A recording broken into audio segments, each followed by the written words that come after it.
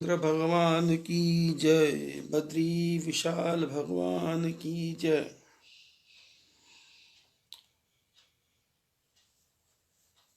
भगवान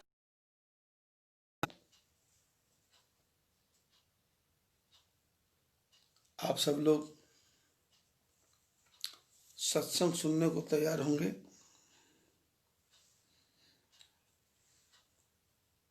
आज भगवान राम जी की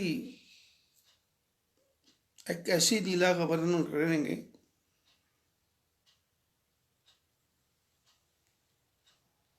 जिसके लिए हम जीवन भर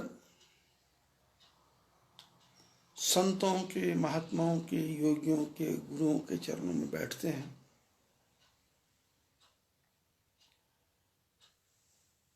और पूरा जीवन खपा देते हैं। उसके बाद भी हमारे को समझ नहीं आता कि हमको क्या करना है और क्या नहीं करना। रामायण में ही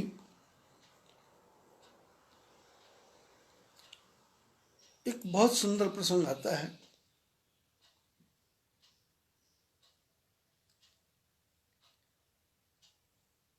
कि वनवास में जाते जाते भगवान राम केवट की नौका से पार होकर के वाल्मीकि ऋषि के आश्रम में आए। ये वाल्मीकि ऋषि वही हैं जिन्होंने वाल्मीकि रामायण लिखी। ये वही वाल्मीकि ऋषि हैं।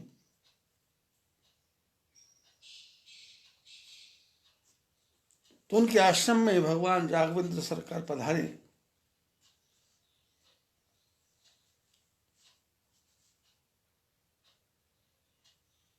और उनसे चर्चा करने लगे कि मेरे को वनवास हो गया, भरत को राज मिल गया, हम दोनों भाई वनवास, हम तीनों वनवास में हैं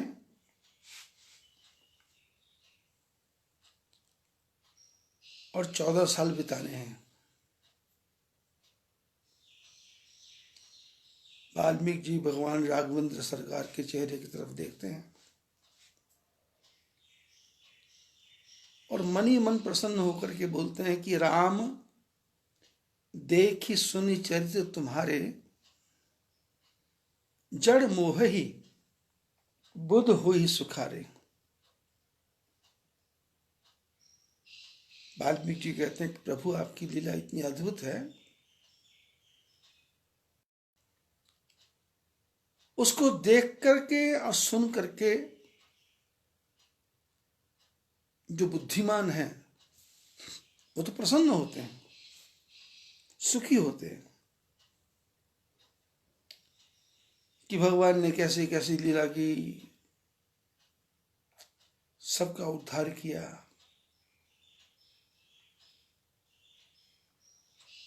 जड़ मोह ही, मूर्ख वृत्ति के लोग हैं वो मोहित हो जाते हैं। राम देख सुन चरित तुम्हारे, जड़ मोह ही बुध हुई सुखारे। आप लोग समाज में रहते हो, आप लोगों ने सुना होगा कि सीता जी को राम जी ने त्याग दिया तो लोग ऑब्जेक्शन करते हैं और वो ढोल गवार शूद्र पशु नारी ये सब ताड़न के अधिकारी इसके बारे में बोलते तो लोग ऑब्जेक्शन करते हैं। ताड़का स्त्री थी, उसको क्यों मारा? अहल्या पत्थर थी, उसको पैर क्यों लगाया?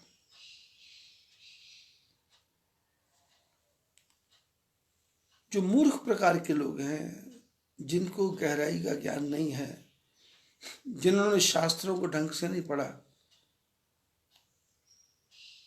वो खोजबीन करते रहते हैं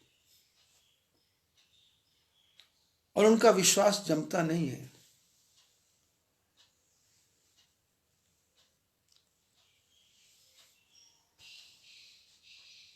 और शास्त्रों के बारे में लिखा है कि जब शास्त्र को पढ़ना है तो अपनी बुद्धि से नहीं पढ़ना।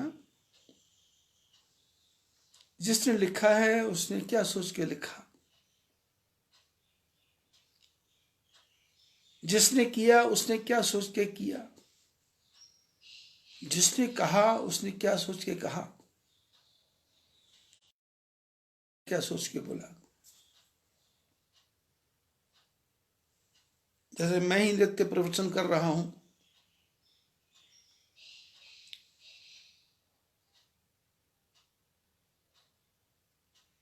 तो जैसे मैं रोज कहता हूं कि जब तक आप 3-4 बार इस कथा को नहीं सुनोगे तब तक आपके दिमाग में ये बात आएगी नहीं जो बात मैं समझाना चाहता हूं। क्योंकि मैं समझाना चाहता हूं आसान ढंग से, प्रैक्टिकल ढंग से, नॉर्मल ढंग से। और आपने सुनी हुई है ऊंची ऊंची बातें, बड़े बड़े श्लोक, बड़े जोर से हाथ हिला हिला करके हवा में ऐसा करके।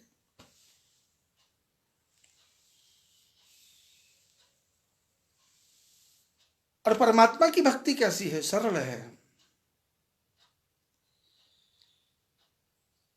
भगवान राम वाल्मीकि जी से पूछते हैं कि हमको 14 साल बिताने हैं, हम कहाँ रहें?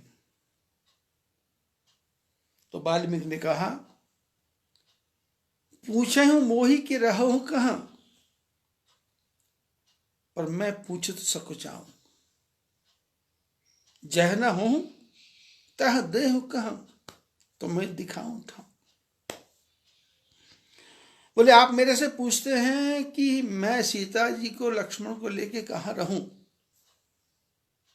पर मैं आपके लिए प्रति प्रश्न कर रहा हूं। आप मेरे से प्रश्न कर रहे हैं, मैं आपसे प्रश्न कर रहा हूं कि पहले ये बताओ कि आप कहां नहीं रहते हो। शंकर भगवान तो यहां तो कहते हैं कि हरि व्यापक सर्वत्र समाना, प्रेम तो प्रकट होई मैं जाना। हरि व्यापक है, सर्वत्र है, समान है।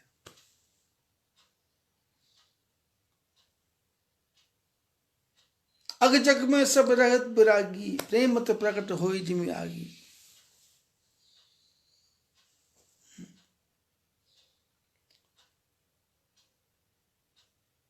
भगवान तो सर्वत्र है। पूछे मोहि रखा,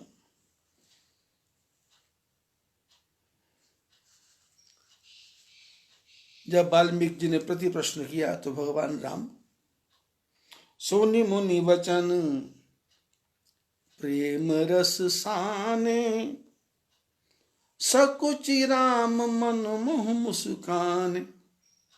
महात्मा की बात को सुना।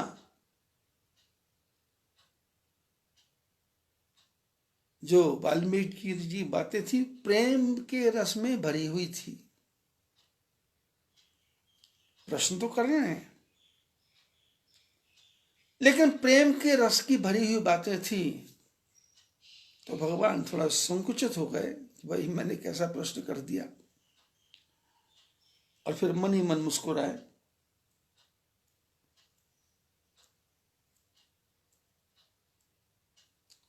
तो वाल्मीकि जी ने कहा, देखो प्रभु, कितने वर्ष का वनवास है आपका? भगवान बोले 14 वर्ष का। तो वाल्मीकि ऋषि ने कहा कि मेरे पास 14 मकान हैं, 14 जगह है, 14 स्थान हैं, यहां आप रह सकते हो। सोनहु राम अब कहूं निकेता, यहां बसो सिय लखन समेत। वाल्मीकि जी ने कहा कि राम, मैं आपको यहां पर आप सीता जी लक्ष्मण जी को लेके आपने यहां रहना है। बोले कहां रहूं? आप लोग ध्यान से सुनिए। 14 मकानों की चर्चा कर रहा हूं आज मैं, और 14 में से यदि आपके पास एक भी है तो आपका जीवन धन्य हो गया। और यदि आपके पास 14 है तो फिर तो आप स्वयं भी मंदिर हैं। और यदि नहीं है तो फिर 14 में से कोई एक को अपनाने की चेष्टा करो। उससे क्या होगा कि आपके मन के मंदिर में ही भगवान राम आ जाएंगे।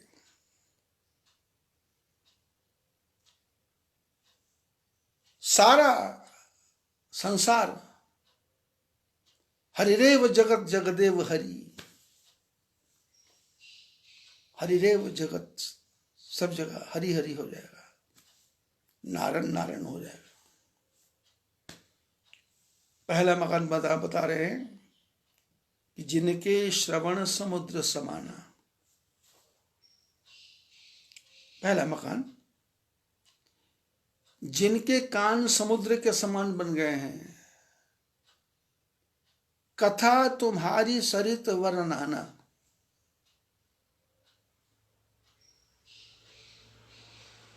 भर ही निरंतर हो ही न पूरे, तिनके हिये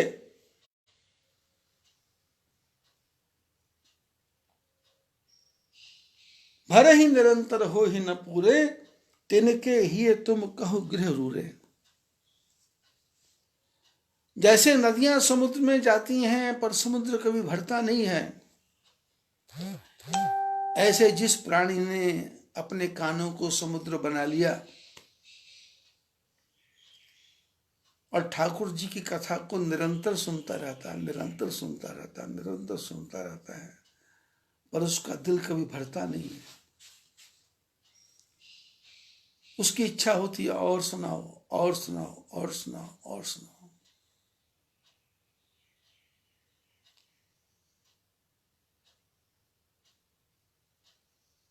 भगवान का सत्संग सुनते ही हृदय गदगद हो जाए। जिनके श्रवण समुद्र समाना, कथा तुम्हारी सरित वर्णनाना। भर ही निरंतर हो ही न पूरे, तिनके हिये तुम कह गृह रूरे। उनका जो हृदय है आपके लिए सुंदर घर है। अब कथा सुनते सुनते कथा करने वाले की कमी निकालने लगोगे तो फिर आनंद नहीं आएगा। जिसकी कथा सुन रहे हो उसकी कथा में ही, कथा राम की हो रही है तो ध्यान राम की तरफ जाना है।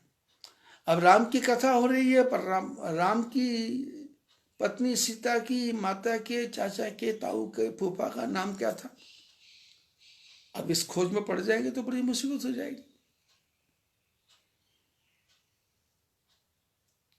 अब इस राम कथा में तो हजारों पात्र हैं। अब हजारों पात्र हैं तो फिर आपने तो प्रश्न ही करना है ना कि सर्वभंग के बाप का नाम क्या था। अब ढूंढते फिर भाई, पर सर्वभंग ने क्या किया, उसको परमात्मा कैसे प्राप्त हुए, उसने क्या साधना की, उसने कैसे आराधना की, वो भगवान के पास गया या उसने ऐसी योग्यता प्राप्त कर ली कि भगवान ही उसके पास आ गए। वक्ता कथा कर रहा है, जिसकी कथा कर रहा उसकी तरफ आपकी अपार श्रद्धा होनी चाहिए, कथाकार के प्रति नहीं, कथा के प्रति।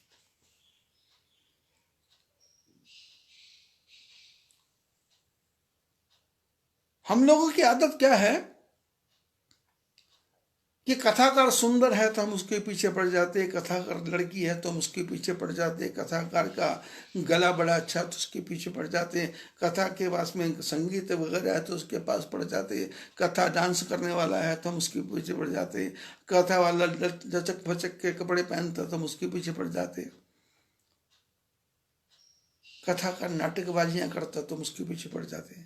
कथा के पीछे हमारा उद्देश्य नहीं होता। और मैं देखता हूं कई कई लोग तो कथाकार के पीछे ऐसे पागल हो जाते हैं कि घर बार छोड़ के उसके पीछे लग जाते हैं। और तन मन जीवन सब कुछ लुटाने को तैयार हो जाते हैं, सब खत्म। पर उसके बाद में जब सब लुट जाता है, उसके बाद में फिर आंख खुलती है, रियलिटी पता लगती है। क्योंकि कहावत है, दूर के ढोल सुहावने।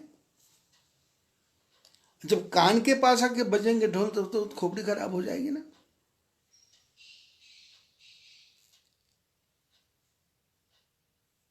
जिनके श्रवण समुद्र समाना, समुद्र का अर्थ है कि नदी में खारा पानी है तो भी स्वीकार है, मीठा पानी है तो भी स्वीकार है, नाला है तो भी स्वीकार है, गंदा है तो भी स्वीकार है, अच्छा है तो भी स्वीकार है, कचरा है तो भी स्वीकार है, खून वाला पानी है तो भी स्वीकार है। समुद्र कैसा? भगवान की कथा आनी चाहिए, आने दो, जैसा भी आ रहा। राम का नाम आ रहा स्वागत, कृष्ण का नाम आ रहा स्वागत, हरिओम आ रहा स्वागत। भर ही निरंतर हो ही न पूरे, तिन कह ही तुम कह गृह रूरे। आप उनके हृदय में जाकर निवास करो।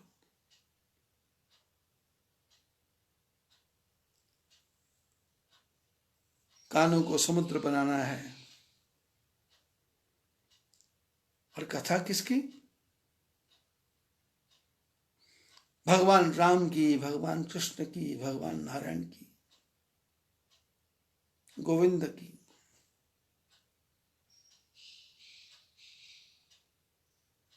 गोविंद मेरी यही प्रार्थना है, भूलूं न मैं नाम कभी भी तुम्हारा। यही प्रार्थना है, भगवान का नाम कभी भूलो नहीं। एक मकान बताया और दूसरा मकान बता रहे हैं कि लोचन चातक जिन करी राखे, रही तरस जलधर अभिलाख। निद रही सरित सिंधु सर भारी, रूप बिंदु जल हो ही सुखारी। तिनके हृदय सदन सुखदायक, बसहु बंधु सिय सह रघुनायक। दूसरा मकान बताया कि जिसने अपने आंखों को चातक पक्षी बना रखा है। चातक पक्षी की विशेषता है,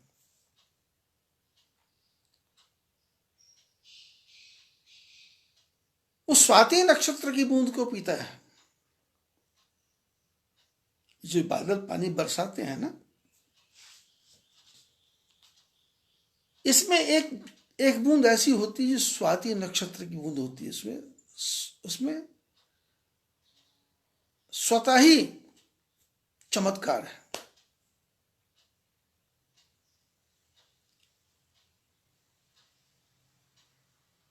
वो जो चातक पक्षी है बादलों की तरफ देखता है, लोचन चातक जिन कर राखे, रहे ही दरस जलधर अभिलाष है। और वो हमेशा कहाँ देखता है? बादलों की तरफ। वो चाहता है बादल आए, बादल आए, बादल आए, बादल आए, उनके अभिलाषा करता है। क्यों आए? बोले बादल बरसेंगे, उसमें से स्वाति नक्षत्र की बूंद मिलेगी। स्वाति नक्षत्र की बूंद का अर्थ है वो यदि सीप में पड़ जाए तो मोती बन जाती है,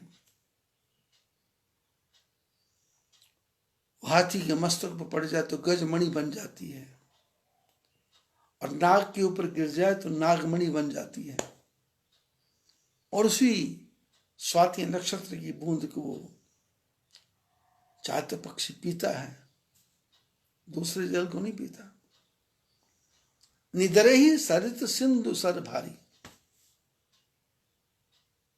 नदी की तरफ नहीं देखता, तालाब की तरफ नहीं देखता, समुद्र की तरफ नहीं देखता, सरोवर की तरफ नहीं देखता। वो तो कहता रूप रूप बिंदु जल हो ही सुखारी।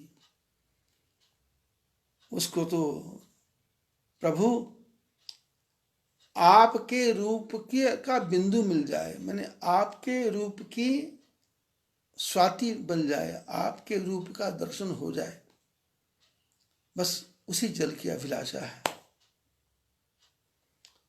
जो ऐसा भक्त हो तिनके हृदय सदन सुखदायक, उसका हृदय सुखदायक है।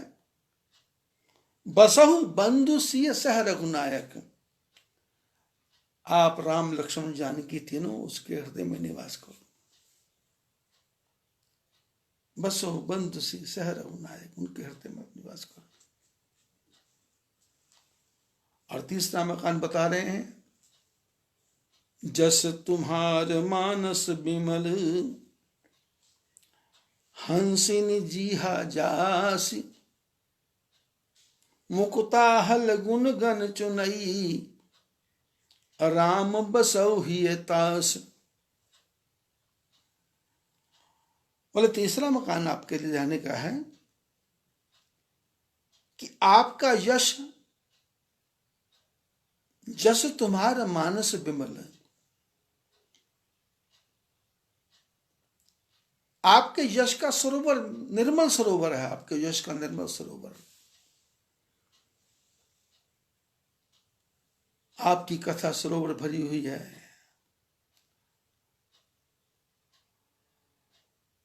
उस कथा में रावण के दुर्गुण भी आएंगे, कुंभकर्ण भी आएगा, मेघनाथ भी आएगा, ताड़का भी आएगी, शोभा भी आएगा, मरीच भी आएगा, कबंध भी आएगा, लाखों लाखों राक्षस भी आएंगे, खर भी आएगा, दूषण भी आएगा, शूर्पणखा भी आएगी। जस तुम्हार मानस विमल, जब तुम्हारा यश गाया जाएगा, निर्मल यश, तो जो सुनने वाला है उसकी जीभ कैसी होनी चाहिए? हंसनी, हंसनी जीहा जैसी। आपका यश तो निर्मल है, तालाब तो निर्मल है, पर जो सरोवर है उसमें अनेक प्रकार के जीव भी होते हैं। तो जो हंसनी है वो क्या करेगी? मुक्ता हल गुणगन चनई, वो समुद्र में से मोतियों को चुन चुन के बाहर निकालेगी और उसको ग्रहण करेगी और बाकी सबको छोड़ देगी। राम बसो ही दास।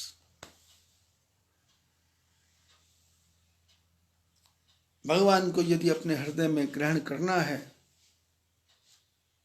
तो अपना हंस जैसा बनाना पड़ेगा। अब गुण को छोड़ना है, गुणों को ग्रहण करना है, अच्छी बातों की तरफ जाना है। और चौथा मकान बता रहे हैं, प्रभु प्रसाद सुचि सुभग सुबासा,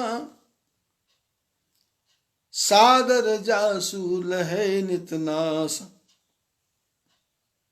तुम ही निवेदित भोजन करही, प्रभु प्रसाद पट भूषण धरही, शीस नवै सुर गुरु द्विज देखी, प्रीति सहित करि विनय विशेखी, करनित करही राम पद पूजा,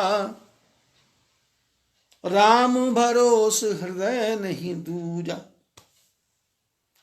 चरण राम तीरथ चल जाही, राम बसहु तिनके मन माही।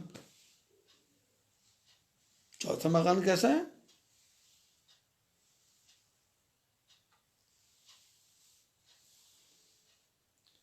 प्रभु का प्रसाद, प्रभु प्रसाद सुचि सहज सुभाषा। भगवान का प्रसाद, पवित्र प्रसाद, और जो सुभग हो, सुंदर प्रकार से बना हुआ हो, जिसकी नाक उसी को ग्रहण करती हो। सादर जासु नहीं तितनासा। मैंने भोजन बनाने के बाद में पहले भोजन का प्रसाद भगवान के सामने रखता है और भगवान को भोग लगा करके फिर उस प्रसाद को ग्रहण करता है। तुम ही निवेदित भोजन करही, आपसे प्रार्थना करके भोजन करता है, आपको भोग लगा के भोजन करता है। और प्रभु प्रसाद पट भूषण धरही,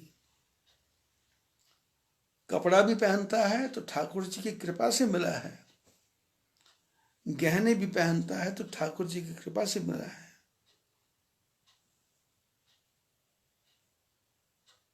और बिस्तर पर सोता है तो प्रभु की कृपा से बिस्तर मिला है।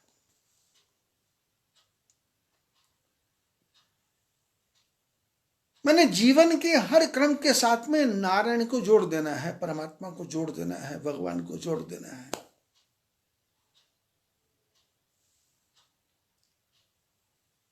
और जो सिर है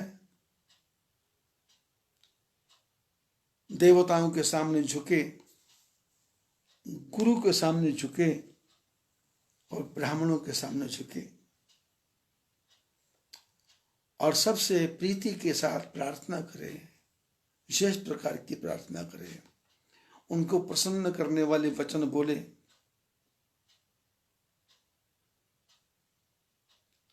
और जो हाथ हैं, हाथों से कर नित्य कर ही राम पद पूजा, हाथों से राम जी के चरणों की पूजा करनी है। राम भरोस हृदय नहीं दूजा, राम को छोड़ करके किसी का भी भरोसा नहीं करना।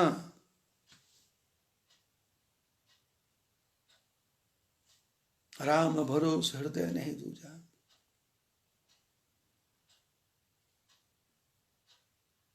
हमारे कई शिष्य परिवार हैं जिनसे मेरा विशेष लगाव है। तो आजकल फोन है तो व्हाट्सएप पे भी हैं, फेसबुक पे भी हैं, इंस्टाग्राम पे भी हैं, टेलीग्राम पे भी हैं। तो क्या करते हैं, जब मंगलवार का दिन आएगा तो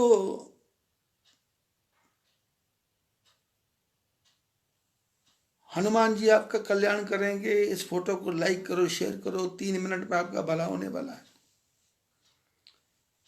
और शनिवार आएगा तो शनि का ध्यान करो, शनि का भजन करो, आपका कल्याण होगा। और शुक्रवार आ जाएगा तो संतोषी माता की फोटो लगा के भेज देंगे। रविवार आ जाएगा तो सूर्य भगवान की फोटो लगा के भेज देंगे। और कई तो वो जो शिरडी में है वो कोई बाबा साहब, हमको तो पता नहीं वो क्या है क्या नहीं है। और हमारे समाज में मूर्खों की कोई कमी थोड़ा है।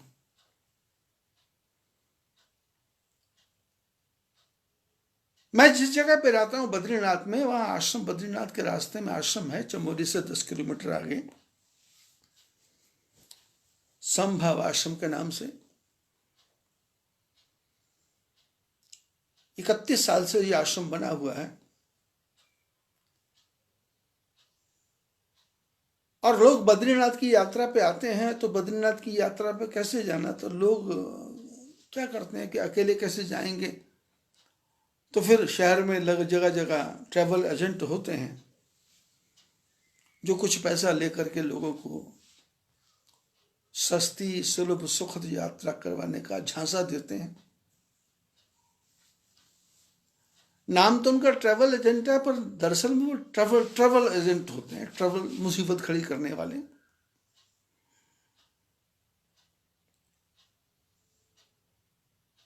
और अक्सर मैंने देखा है जो यात्री आते हैं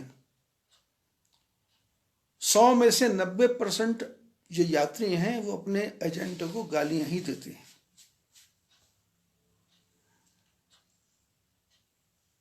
हमने जो आश्रम बनाया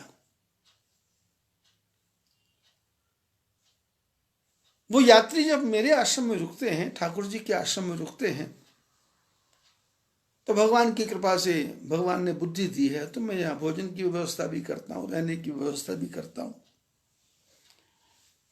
कोई यात्री बीमार हो तो उसकी सेवा भी करते हैं, डॉक्टर भी बुला देते हैं, एम्बुलेंस भी बुला देते हैं।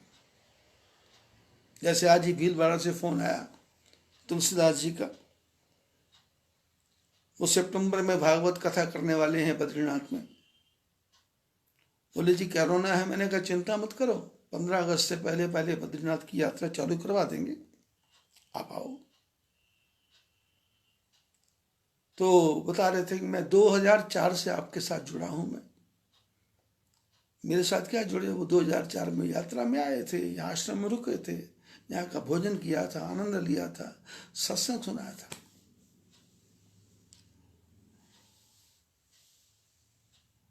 तो जब हम यहाँ सत्संग करते हैं तो हम यात्रियों को समझाते हैं कि देखो भाई,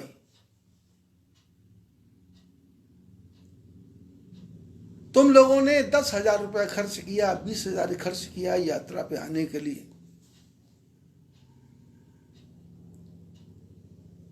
और 20,000 खर्च करने के बाद में, क्योंकि जो ट्रेवल एजेंट है उसने कागज छापा कि 2 टाइम खाना, 3 टाइम चाय, 4 टाइम नाश्ता, 2 दिन मिठाई, 3 दिन रसगुल्ले, 4 दिन गुलाब जामुन। तो तुमने सोचा कि घर में तो खाना मिलता है, तो चलो यात्रा भी कर लें और खाएंगे भी। लेकिन यात्रा में आए तो यहाँ क्या हुआ कि 100 यात्री थे, अब 100 यात्री तो एक बस में नहीं आ सकते, और खाना बनाने वाले 4 आदमी।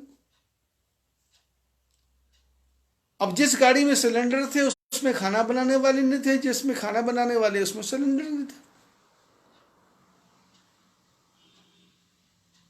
यात्रियों की गाड़ी आगे चली गई, जिसमें खाना था वो गाड़ी पीछे रह गई, पहाड़ गिर गया, रास्ता बंद हो गया।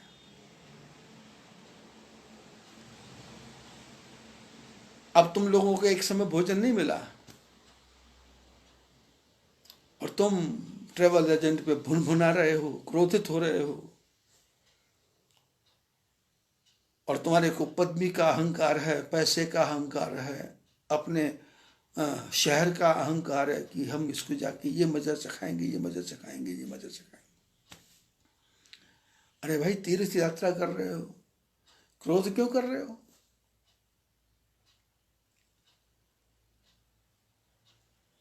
₹10,000 खर्च किया है ना, एक समय खाना नहीं मिला, ₹100 का खाना मिल जाएगा। ₹100 का खाना लो, खाना खाओ, और जिसके पास नहीं है उसको भी खाना खिलाओ। 10,200 हो गए। क्रोध करके अपनी यात्रा के पुण्य को नष्ट क्यों कर रहे हो? और मैं लोगों को समझाता हूं कि तुम्हारे को ये भ्रम है कि ये ट्रैवल एजेंट लूट रहा है, ये ट्रैवल एजेंट खसोट रहा है, इसने हमको लूट लिया, सारा पैसा ले लिया। मैंने कहा भाई देखो, ये जो तीर्थ यात्राएं हैं इसको पति पत्नी मिलके भी आराम से नहीं कर सकते, इतना कष्ट है। कितना भयंकर केदारनाथ है, कितना भयंकर अमरनाथ है, कितना भयंकर यमुनोत्री है, और ऋषिकेश के आगे तो जब गाड़ी चलती है तो आदमियों का तो पहाड़ देख देख के दिमाग खराब हो जाता है। बस में बैठे आदमी कई तो ऐसे घबरा जाते हैं कि चीखें मारने लग जाते हैं, कईयों को उल्टी आने हो, वोमिट आने लग जाती, उल्टी आने लग जाती। कई यात्रियों को तो मैंने यात्रा में रोते हुए देखा और अपनी पत्नी से, अपने पड़ोसियों से भिड़ते देखा कि तुम लोग लेके आए हम मेरे को मारने के लिए, मैं कहाँ आने वाला था, ये लोग मेरे को मारने के लिए आए। और बद्री, केदार, गंगोत्री, यमुनोत्री की यात्रा इतनी कठिन यात्रा है कि यात्रा खत्म हो जाती है पर पहाड़ खत्म नहीं होते। और इस कठिन यात्रा पे आते आते यात्री इतना इतना परेशान हो जाता है, पैसा भी खत्म, कपड़े धोने का टाइम नहीं, नहाने का टाइम नहीं, मंजन करने का टाइम नहीं, सोने का टाइम नहीं। एक रात केदारनाथ में 11,000 फुट ऊपर, दूसरे दिन नीचे 4,000 फुट। मौसम का प्रभाव शरीर पर पड़ता है, हार्ट sin होता है, कफ बढ़ जाता है, जुकाम हो जाता है, बुखार हो जाता है, थकावट हो जाती है, टायर्ड हो जाता है।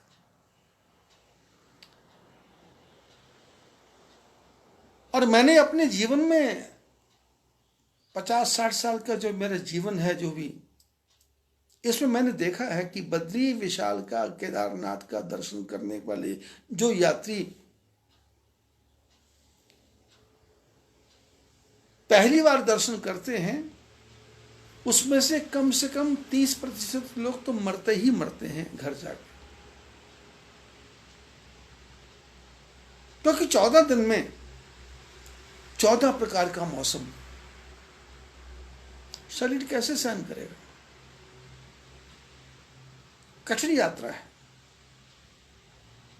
और फिर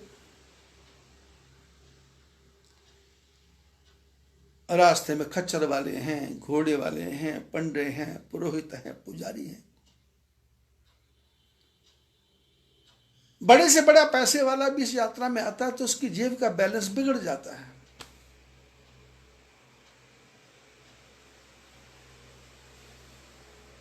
मेरे को याद आता है कि जब मैं कश्मीर की यात्रा पे जाता था सत्संग करने के लिए, तो जम्मू के स्टेशन पे जो कुली लोग हैं, वहां लोग उनको हाथों बोलते हैं, वो कश्मीर से आते थे। तो लोगों का सामान बस पे रखते, हाथों बोलते थे उनको, हाथों मैंने कुली, सामान ऊपर रखने वाला। तो अक्सर मैं बस में जाता था तो उस बस में ज्यादा नई नई शादी वाले जोड़े होते थे।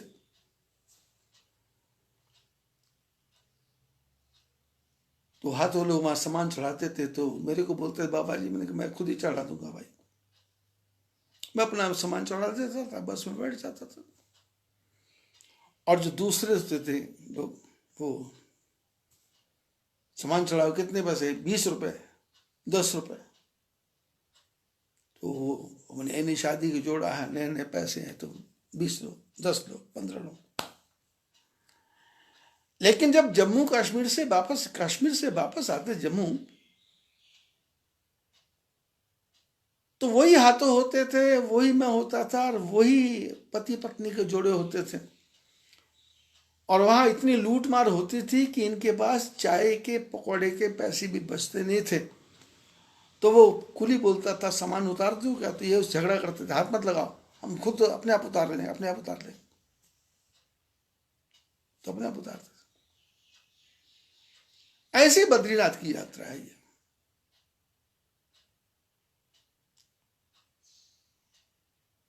लोचन चातक जिन कर राखे, करणित करे ही राम पद पूजा, राम भरोसे हृदय नहीं दूजा। चरण राम तीरथ चल जाही, राम बसो तन के मन माही। बद्री विशाल की यात्रा में लोग आते हैं। तब जब आश्रम में रुकते हैं तो मैं सत्संग सुनाता हूं, और सत्संग में मैं चर्चा करता हूं कि भाई देखो, आप लोगों को ये एजेंट लेके आया, 120 सवारी के पैसे इकट्ठे हुए, इसने अरेंज किया, प्रचार किया, प्रसार किया, फोन किया, मोबाइल लगाया, नंबर लगाया, आप लोगों के घर घर गया, किसी को प्रलोभन दिया, किसी को लाभ दिया, किसी को 10 सवारी में से 2 सवारी छोड़ दी, और इसकी सवारी हो गई 120। उसने कहा 3 बसें हैं तो मेरे को 2 लाख बच जाएगा। लेकिन जिस दिन यात्रा शुरू करनी थी उसके 2 दिन पहले इसकी बस में से किसी ऐसे परिवार में डेथ हो गई कि इसकी 20 सवारी एकदम टूट गई।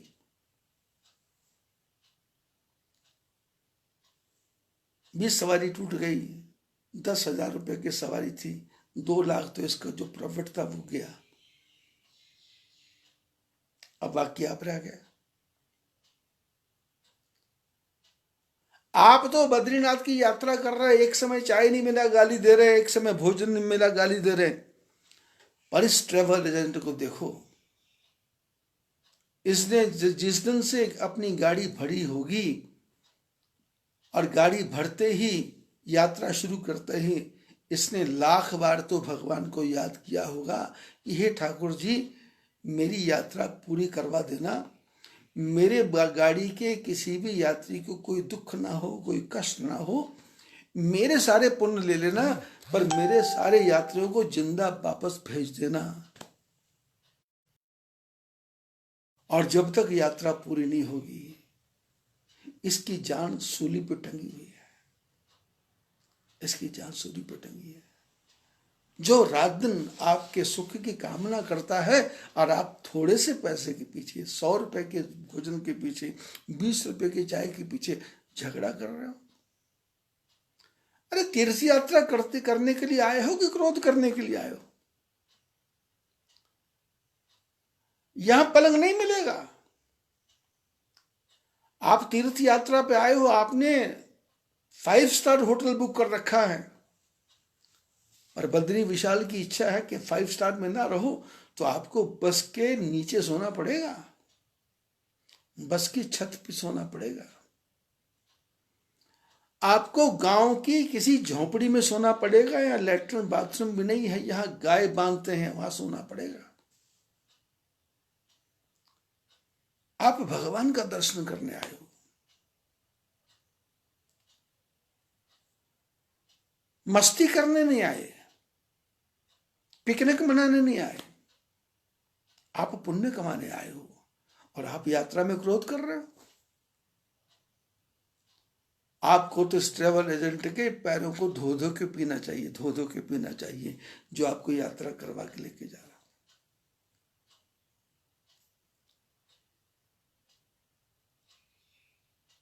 अब मैंने देखा है लोग बद्रीनाथ की यात्रा करते हैं तो वो चार्ट बना रहता है उसमें, बद्री, केदार, गंगोत्री, यमुनोत्री, हरिद्वार, ऋषिकेश, मथुरा, काशी, बनारस, और फिर उसमें आगरा। तो मैं पूछता हूं भाई आगरा क्या करने जाओगे? बोले जी ताजमहल देखने। मैंने कहा ताजमहल में कौन से राम जी बैठे हैं?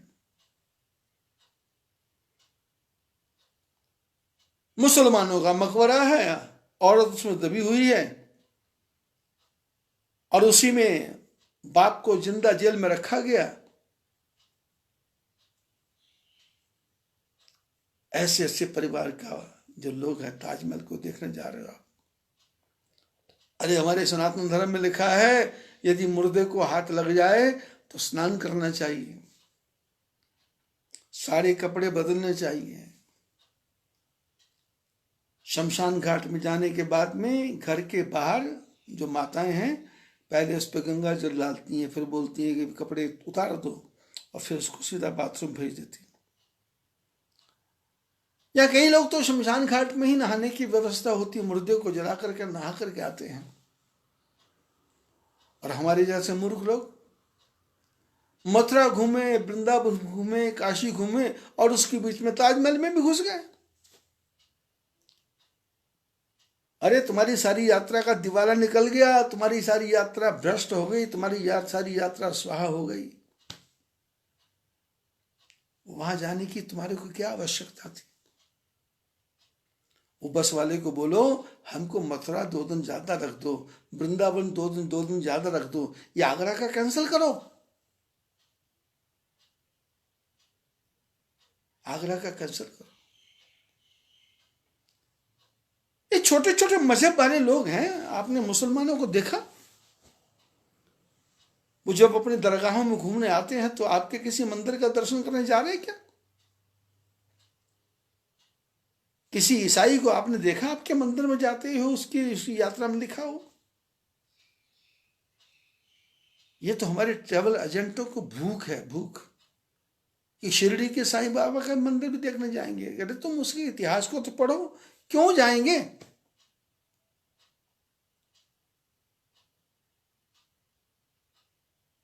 जब तुम्हारे आराध्य देव राम हैं तो राम को छोड़ के तुमको वहां क्यों जाना है? रामेश्वर का दर्शन करो, द्वारिका का दर्शन करो, कांचीपुरम का दर्शन करो, बालाजी का दर्शन करो, बद्री केदार गंगोत्री का दर्शन करो, जगन्नाथ धाम का दर्शन करो। करनित करे राम पद पूजा, राम भरोस हृदय नहीं दूजा। तीर्थ यात्रा भी करना है तो किसी मस्जिद के पास से नहीं निकलना, उसके अंदर नहीं घुसना, किसी मजार पे नहीं जाना, किसी मुर्दे के ऊपर जाके नहीं बैठना। और हम लोग तो ताजमहल में जाकर के नाश्ता करते हैं, फोटो भी खिंचवाते हैं।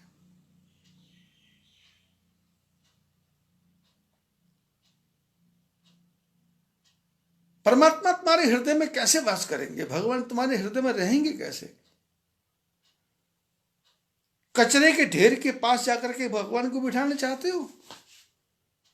गंदगी के ढेर के ऊपर जाकर भगवान को बिठाना चाहते हो?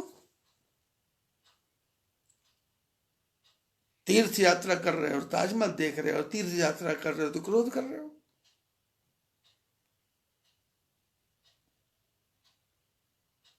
यात्री आते हैं तो मैं उनको समझाता हूं कि बद्री विशाल जाना, तो बद्री विशाल में जाकर के यदि भगवान का दर्शन मान लो गलती से नहीं भी होता है तो चिंता नहीं करना, बस भगवान को हाथ जोड़ना कि प्रभु आप मेरे को देख लो, इतना काफी है, मेरे पास तो आपको देखने की आंखें नहीं है। गीता में सुदामा ने अर्जुन ने कहा ना भगवान से, जब भगवान ने बहुत ज्ञान दिया, बहुत ज्ञान दिया, और भगवान ने यहाँ तक कह दिया कि पक्षियों में गरुड़ में हूँ, वृक्षों में पीपल में हूँ, और सब जगह गिना दिया, सबसे बड़ा मैं, सबसे बड़ा मैं, सबसे बड़ा मैं। तो जब अर्जुन को विश्वास हो गया तो उसने कहा कि प्रभु मैं आपका वही विशाल रूप देखना चाहता हूँ। भगवान बोले इन आंखों से नहीं देखा जाएगा भाई, मैं तेरे को दिव्य चक्षु देता हूं, फिर तुम मेरे रूप को देखना। भगवान ने दिव्य चक्षु दिया और भगवान का विराट रूप दिखाई दिया। अनेक बाहु उदर वक्त्र नेत्रम पश्यामि त्वाम सर्वतोऽनंत रूपम नान्तम न मध्यम न पुनस्तवादिम पश्यामि विश्वेश्वर विश्व रूपम। विश्व रूप का दर्शन हुआ। तीर्थ यात्रा का अर्थ है भगवान का दर्शन नहीं, तीर्थों में जाकर के अपने हाथ से कुछ दान करना है, कुछ पुण्य करना है, कुछ ठाकुर जी को अर्पण करना है, तेरा तुझको अर्पण। तीर्थों में ब्राह्मण बैठे हैं, आस लगा के बैठे हैं कि जजमान आएगा कुछ देगा। भगवान ने हमको दिया, हम उनको दे रहे हैं। तीर्थों में पुरोहित बैठे हैं बेचारे। बहुत साल पहले की घटना है, चमोली डिस्ट्रिक्ट में हमारे एक एसपी साहब आए थे, श्रीधर पाठक। संतों के प्रति कोई उसकी ज्यादा रुचि नहीं थी, पर मेरे से पता नहीं क्यों प्रेम हो गया उसका। अचानक भेंट कैसे हुई ये मेरे को पता नहीं, तो उस समय खालिस्तान का चक्र बड़ा चल रहा था। तो हमारे यहाँ बद्रीनाथ के पास में लक्ष्मण जी का मंदिर है, लक्ष्मण मंदिर है, जिसको सरदार सिख लोग हेमकुंड साहब कहते हैं। वो हेमकुंड साहब नहीं है, वो लक्ष्मण मंदिर है।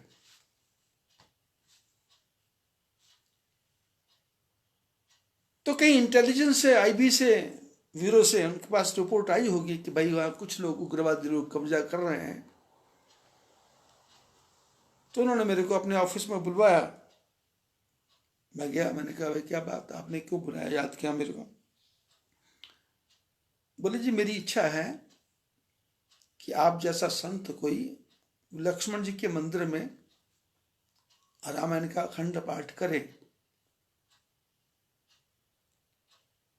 और फिर उसको हम पेपर में छाप देंगे, तो थोड़ा सा एक हमारा बन जाएगा रिकॉर्ड।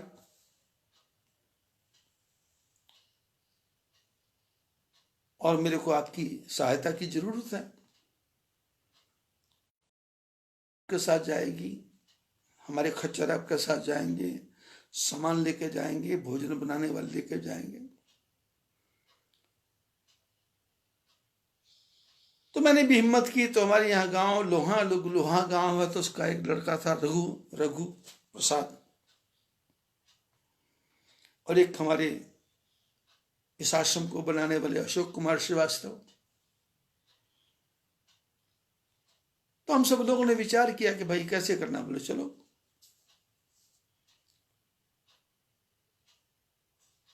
अब खच्चरें हुई, सामान रखा, फोर्स साथ मिल गई। हेमकुंड साहब के सामने मंदिर के, हेमकुंड साहब का जो गुरुद्वारा, उसके सामने ही छोटा सा लक्ष्मण मंदिर। 24 घंटे का अखंड पाठ हमने किया, भोग लगाया, प्रसाद बांटा। इसी बीच में पेपर वगैरह में आया, तो उसके बाद में चर्चा हुई कि भाई असली तो लक्ष्मण मंदिर है, हेमकुंड साहब तो बाद में किसी ने, ब्रिगेडियर ने खोज किया, किसी सिख फौजी था कोई, वहां चला गया, तो उसने वहां गुरु ग्रंथ साहब का प्रकाश किया और वो गुरुद्वारा बन गया। तो श्रीधर पाठक जी से मित्रता हो गई, तो फिर उनके घर आना जाना भी हो गया। बिना किसी के पूछे मैं चला जाता था। तो वो ऑफिस में होते थे, तो बोलते आप घर बैठिए। तो उनकी पत्नी बात करती है, तो उनकी पत्नी एक दिन बोलती कि इनको फुर्सत नहीं है और मेरी इच्छा केदारनाथ बद्रीनाथ का दर्शन करने की है, मैं अकेली जा सकती हूँ क्या? मैंने कहा क्यों नहीं जा सकती, जाओ अकेले। मैंने कहा दिमाग से उतार दो ये पति पत्नी, ये कोई पति पत्नी कुछ नहीं है। तेरा पुण्य तेरे साथ जाएगा, इसका पुण्य इसके साथ जाएगा। तो उसकी पत्नी के मन में आया, तो वो 1 महीने में बद्रीनाथ जाने लग गई। अपने पति को बोलते आप चलो, बोले मेरे को काम है। बोले मैं दर्शन करके आऊं क्या? बोले जाओ दर्शन करो। तो उसने केदारनाथ का, गंगोत्री का, बद्रीनाथ का, सबका दर्शन किया। तो ऐसे ही एक दिन ऑफिस में बैठे बैठे बात चल रही थी, क्योंकि मैं यात्रा में निरंतर आता जाता, पैदल यात्रा मैंने बहुत बार की बद्रीनाथ की, तो गाड़ियों में भी बहुत बार की। तो मैंने पाठक जी से कहा, मैंने कहा पाठक जी, हरिद्वार से जो गाड़ी केदारनाथ, गंगोत्री, यमुनोत्री, बद्रीनाथ आती है, तो जो ऊपर को गाड़ियां जाती हैं, बद्रीनाथ को, केदारनाथ को, गंगोत्री को, यमुनोत्री को, तो रास्ते में जो तुम्हारे पुलिस वाले हैं वो हर गाड़ी को हाथ देते हैं, गाड़ी रोको, गाड़ी रोको, गाड़ी रोको। और ड्राइवर गाड़ी रोकता है, फिर उसको बोलते हैं कागज दिखाओ।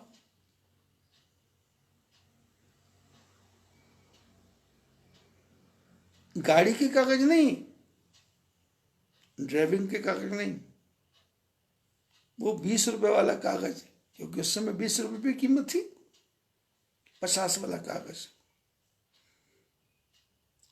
और जो ड्राइवर पकड़ा देता है वो ठीक है, जो नहीं पकड़ाता तो तेरा डील ठीक नहीं है, तेरा सील ठीक नहीं है, तेरा पीएल ठीक नहीं है, तेरा ग्रीन कार्ड नहीं है, 100 कमियां निकाल देते हैं और बेचारे का लाइसेंस रख लेते हैं, गाड़ी सीज कर देते हैं। और मैंने कहा पाठक जी, मेरे को 20 साल हो गए यहां रहते हुए, 20 साल में बद्रीनाथ की तरफ जाओ तो तुम्हारे गाड़ी ड्राइवर सब गाड़ी के लोग, जो पुलिस के लोग हैं, गाड़ियां रोकते हैं, लेकिन बद्रीनाथ से जब वापस गाड़ी हरिद्वार की तरफ जाती है तो रास्ते में कोई होम गार्ड वाला भी किसी गाड़ी को हाथ नहीं देता। ये क्या कारण है? तो पाठक हंसने लग गया, बोले महात्मा जी, जो वापस जाते हैं ना उनके पास बचता ही कुछ नहीं है, जेब भी खाली हो जाती है। ये पंडा, ये पुरोहित, ये मंदिर वाले, खच्चर वाले, घोड़े वाले, पुलिस वाले, ये सब छीना झपटी करते करते जेब भी खाली कर देते। इसलिए पुलिस वालों को पता है कि इसको रोक के मिलना तो कुछ है नहीं, इसलिए बोले जाओ जाओ, भागो भागो भागो।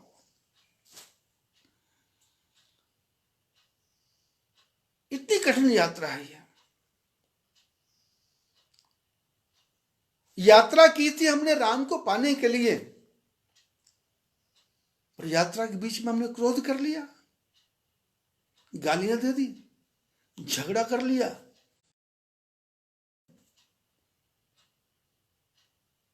अब बस के अंदर कई शांति प्रिय लोग भी होते हैं, ट्रैवल एजेंट के दिल को दुखाया, अपने दिल को दुखाया, पड़ोसियों के दिल को दुखाया, पत्नी के दिल को दुखाया, क्या फायदा हुआ? जो आपको यात्रा करवा रहा है उसका धन्यवाद करो, लेकिन यात्रा के बीच में किसी भी मस्जिद में नहीं जाना, किसी भी मस्जिद में नहीं जाना।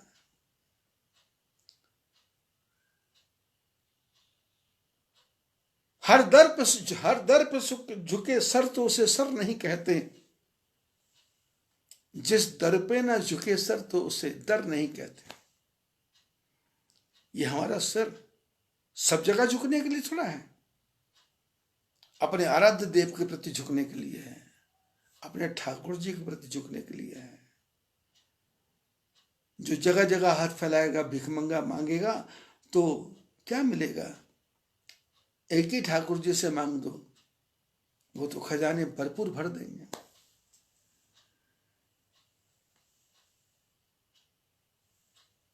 चरण राम तीरथ चल जाही, राम बसौ तिनके मन माय। तीर्थों में जाना है तो राम जी की तीर्थों में जाना है। शंकर राम एक हैं। राम कहते हैं शंकर बड़े, शंकर कहते हैं राम बड़े। धरती को खोदोगे तो आपको कहीं मस्जिद नहीं मिलेगी, कहीं चर्च नहीं मिलेगा। धरती को खोदोगे तो हर जगह आपको मंदिर मिलेंगे, वो चाहे इंडोनेशिया है, चाहे जापान है, चाहे जर्मन है, चाहे चाइना है, चाहे अफगानिस्तान।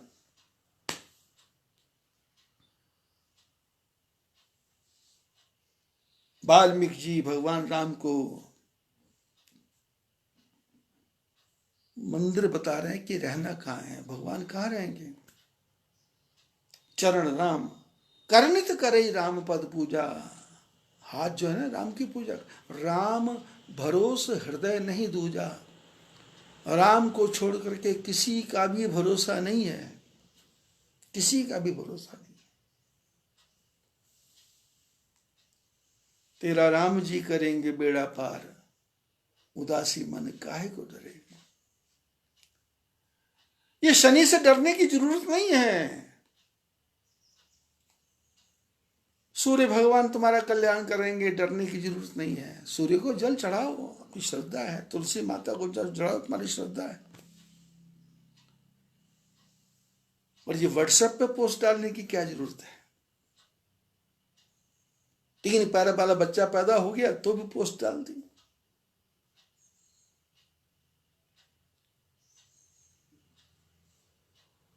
और पुलिस वाला किसी को पीट रहा तो उसकी फोटो डाल दी। तो तुम्हारा काम क्या है? व्हाट्सएप है, एक दूसरे को राम राम कर लो, बस हो गया, बटन दबाया, 1 सेकंड में हो जाता काम।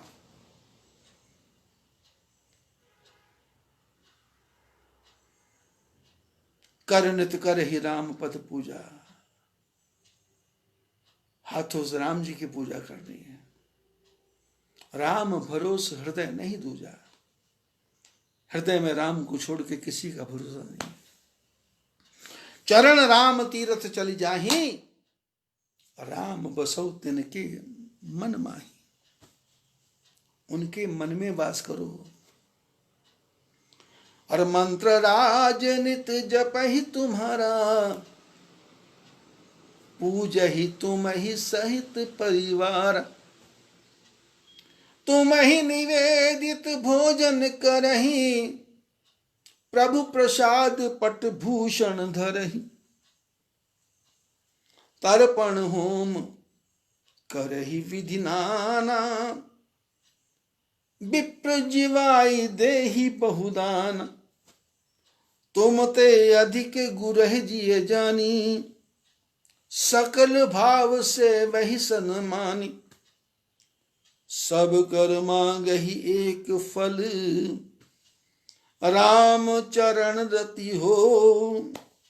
तिनके मन मंदिर बसहु, सिय रघुनंदन दो। छठा मकान बता रहे हैं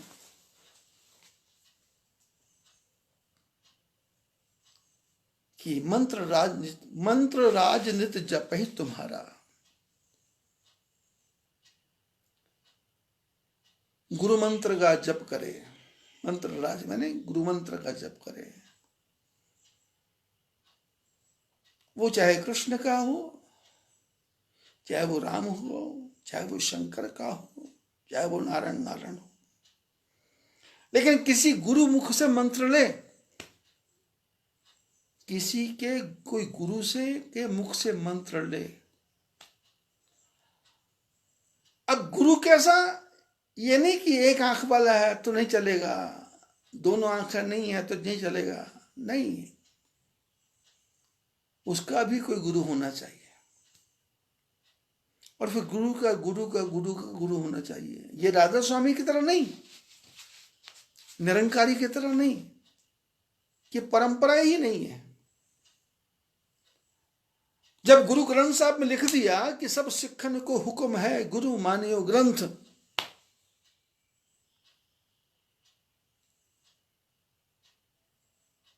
गुरु मानियो ग्रंथ, प्रकट गुरा की दे, जाका हृदय शुद्ध है, खोज शब्द में ले। जब सिख धर्म को मानने वाले, जो सिख मजहब को मानने वाले लोग हैं, उनको आज्ञा है कि गुरु नहीं बनाना, तो फिर राधा स्वामी क्या है?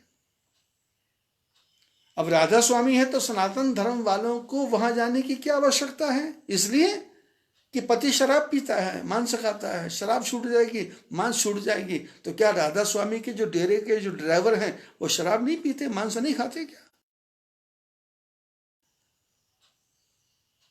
राधा स्वामी वालों ने जो दवा की कंपनी खोल रखी है अमेरिका में या भारत में, जिसको करोड़ों रुपया का घाटा पड़ गया, क्या उनकी दवाइयों में मछली का तेल नहीं पड़ता क्या? अल्कोहल नहीं पड़ता क्या? विटामिन में पशुओं की चर्बी नहीं पड़ती क्या?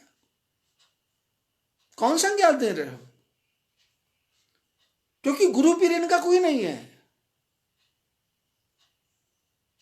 बस गुरुवाणी का पाठ करते करते मैं ही गुरु हूं, मैं ही गुरु हूं। और गुरु ने, और गुरु क्या? गुरु का बेटे का बेटे का बेटे का बेटा का बेटा। और हालत क्या हो रही है?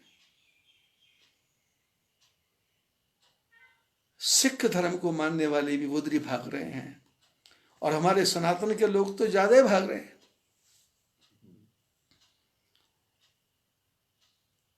ये उनकी कमी नहीं है, ये हमारे पंडितों की कमी है, हमारे पुरोहितों की कमी है, हमारे ब्राह्मणों की कमी है। यदि हमारे ब्राह्मण पूर्ण विद्वान होते तो ये क्यों भागते? हमारे ब्राह्मणों ने क्या किया? कथा को धंधा बना दिया, बिजनेस बना दिया। 7 दिन करो आगे भागो, 7 दिन करो आगे भागो, 7 दिन करो आगे भागो।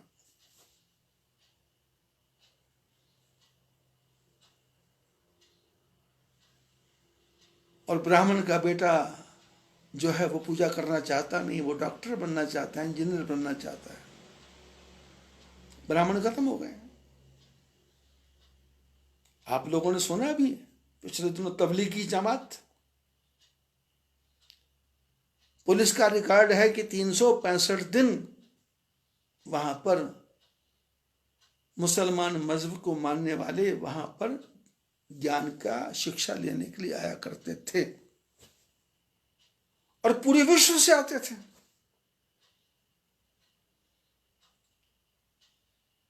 जिसको ये मौलाना साहब बोलते हैं, बुरा बोलते हैं, आज पता लगा इनको बुरा।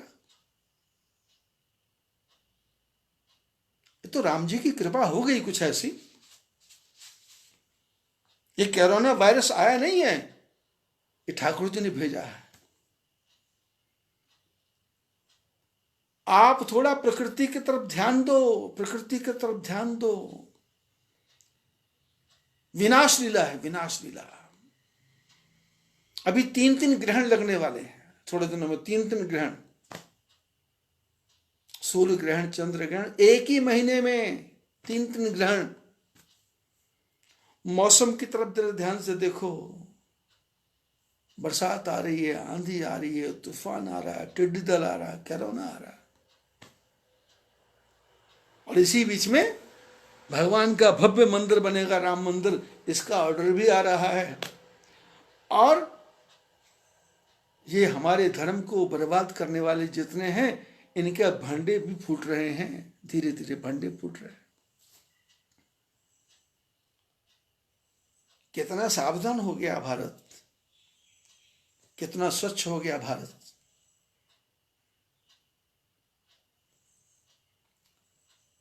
शास्त्र कहते हैं स्वधर्मे निधनम श्रेय परधर्मो भयावह। अपने धर्म में मरना श्रेष्ठ है, दूसरे धर्म में जाना नहीं। कर नित करे ही राम पद पूजा। हाथ हमेशा राम जी के चरणों की पूजा करे। राम भरोस हृदय नहीं धूजा, चरण राम तीर्थ चल जाहि, राम बसो तिनके मन माहि। और मंत्र राजनित जपे तुम्हारा। किसी न किसी महापुरुष से गुरु मंत्र लो, किसी न किसी साधु पुरुष से मंत्र लो। वो मंत्र ऐसा नहीं होगा कि वो अपनी इच्छा से दे देगा। जैसे हमारे आसाराम बापू जी थे ना, वो पर्चियों पे लिख के देते, जिसको जो पसंद आए वो ले ला। तब ये बेड़ा गर्क हो गया, सब खत्म हो गई कहानी। ये श्री श्री रविशंकर की भी कहानी खत्म होने वाली।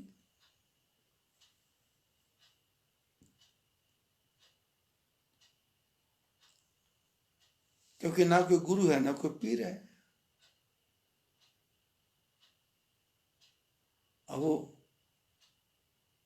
क्या वो था ना, ओशो,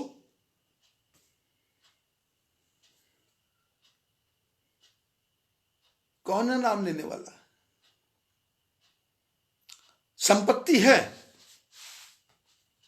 अब उसके ट्रस्टी बने हुए हैं, तो अब वो दुकान बन गई, दुकान। अब दुकान चला नहीं है तो किसी भी प्रकार से चला नहीं।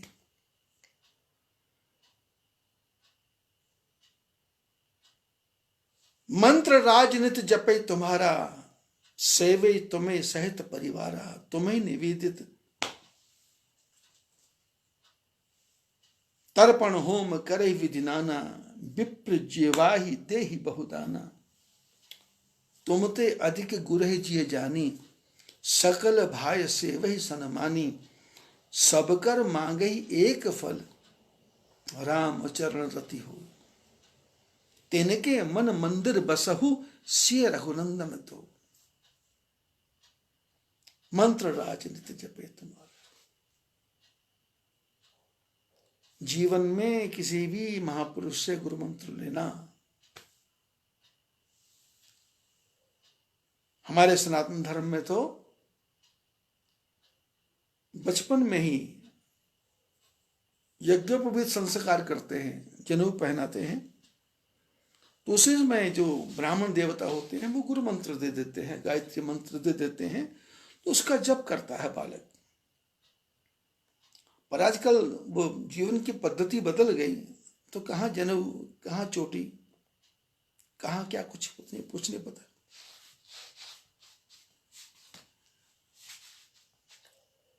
शास्त्रों में लिखा है सन्यासी को गुरु बनाओ। अब सन्यासी को गुरु बनाएंगे तो गुरु गुरु मंत्र देगा, तो गुरु मंत्र आसाराम की तरह नहीं देगा, रामपाल की तरह नहीं देगा, और राम रहीम की तरह नहीं देगा। वो देगा जो उसके गुरु के गुरु के गुरु के गुरु के गुरु के गुरु ने दी। जैसे को मेरे से पूछे तो मेरी गुरु प्रणाली है।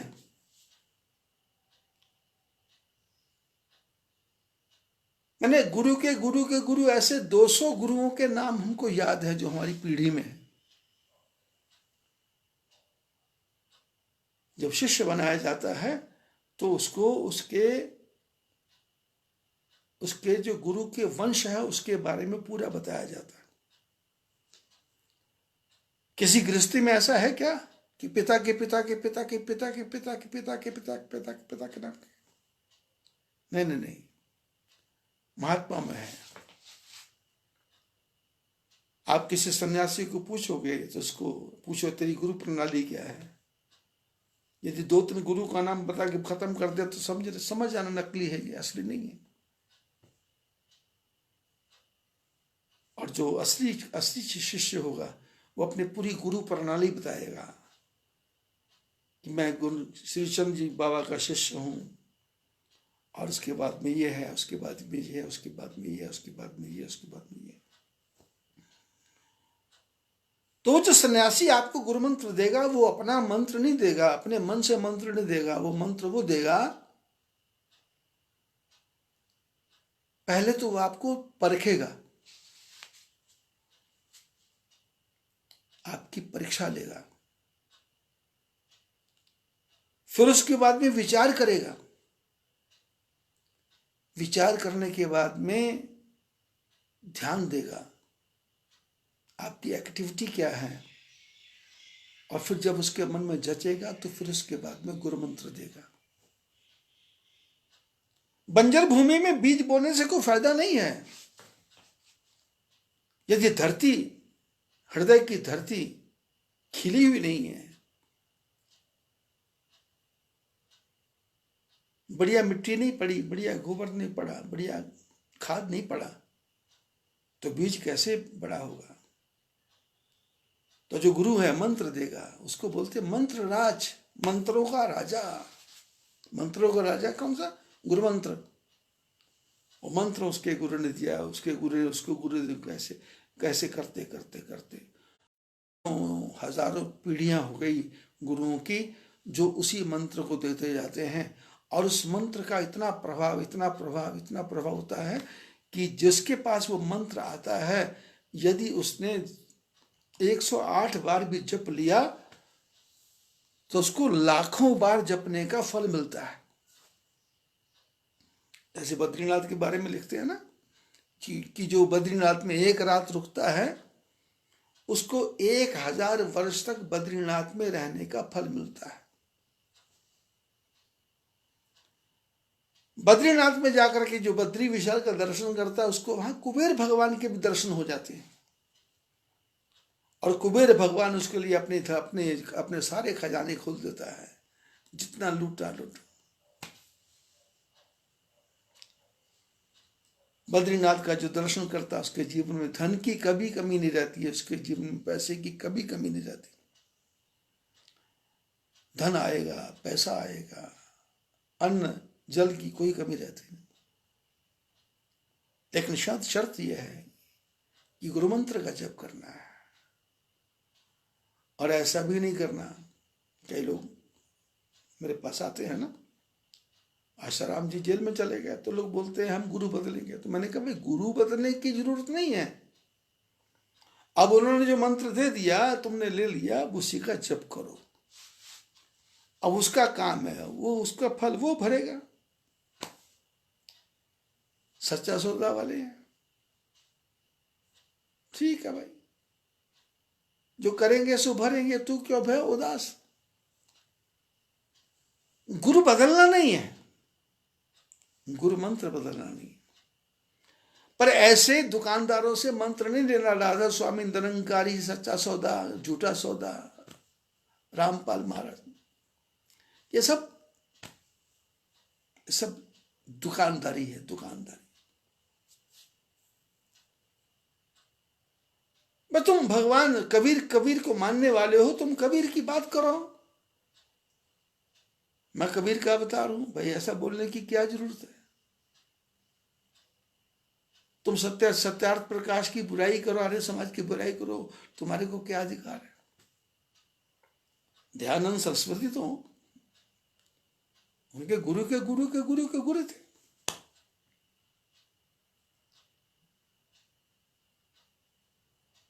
कितना सुंदर सत्यार्थ प्रकाश लिखा और समाज में सुधार किया।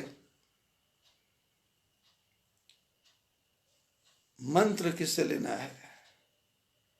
जो परंपरा से गुरु हो। और जब भगवान की कृपा होगी तो आपको गुरु मंत्र स्वयं ही मिल जाएगा। मैं अपने व्हाट्सएप पे डेली डालता हूं, ओम ह्रीं क्लीं नमो भगवते वासुदेवाय, इस मंत्र को रोज डालता हूं मैं। और मैं सबसे बोलता हूं 108 बार जपो। जो मेरे शिष्य हैं उनको भी बताता हूं, जो नहीं है उनको भी बताता हूं। लोग जपते हैं, लोगों के काम भी होते हैं। हर मंत्र राज नित जप ही तुम्हारा, से वही तुम ही सहित परिवार।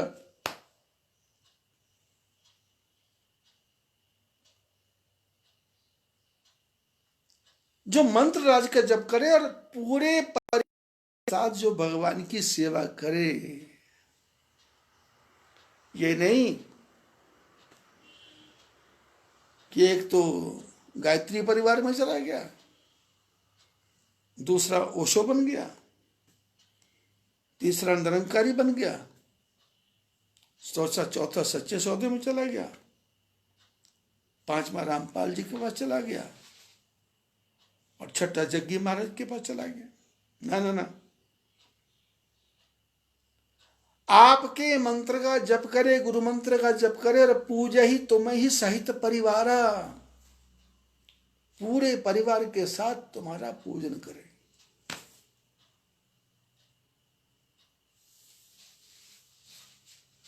मेरे जीवन में एक बार घटना घटी, 1975 की बात होगी, 1973, 1973 की बात थी। उस समय नया नया शौक मेरे को चढ़ा था, अमरनाथ की यात्रा का नया नया शौक। तो जब अमरनाथ गए तो वहां श्रीनगर से छड़ी मुबारक चलती है सन्यासियों की, तो हम उनके साथ में गए, केदारनाथ में दर्शन किया, अमरनाथ में दर्शन किया। लेकिन रास्ते में मैंने देखा कि कहीं भी भोजन की व्यवस्था नहीं है। महात्मा लोग स्वयं ही थोड़ा थोड़ा सामान ले जाते थे, तो कहीं लकड़ी वकड़ी जलाई, भोजन बनाया। तो कोई यात्री भी आते थे तो किसी के लिए भोजन की व्यवस्था नहीं। तो फिर मेरे मन में आया कि भाई ऐसी जगह लंगर लगाना चाहिए। तो 1973, 1974, 1975, 1976, 4 साल तक लगातार मैंने अमरनाथ के मंदिर के सामने 600 मीटर दूर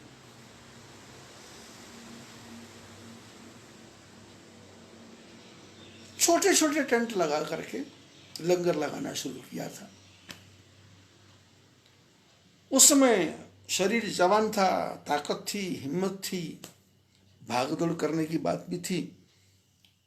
तो फिर अमरनाथ का प्रचार करने के लिए 1973 के पहले ज्यादा नहीं लोग जाते थे, 2-3 हजार लोग जाते थे। उस समय ज्यादा यात्रा पंचतरणी होके, चंदनवाड़ी होके जाती थी, शेषनाग होके जाती थी। तो मैंने उस समय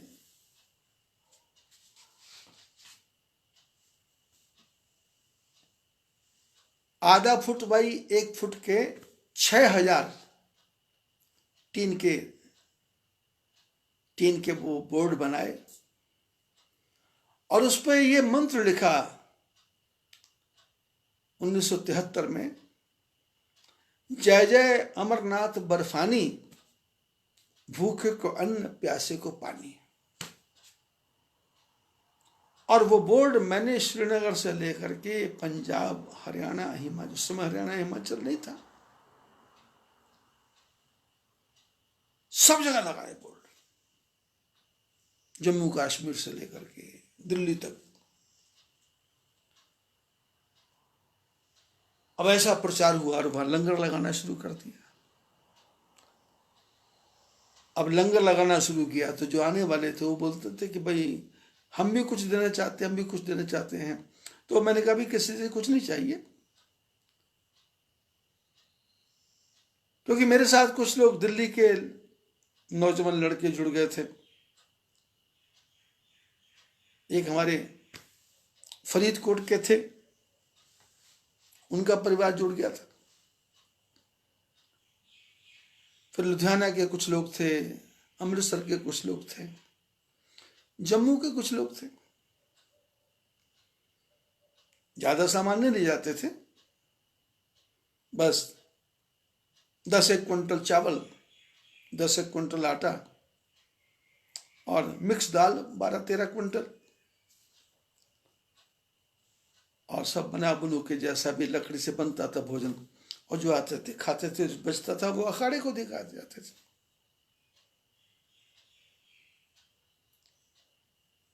जय जय अमरनाथ बर्फानी, भूखे को अन्न प्यासे को पानी।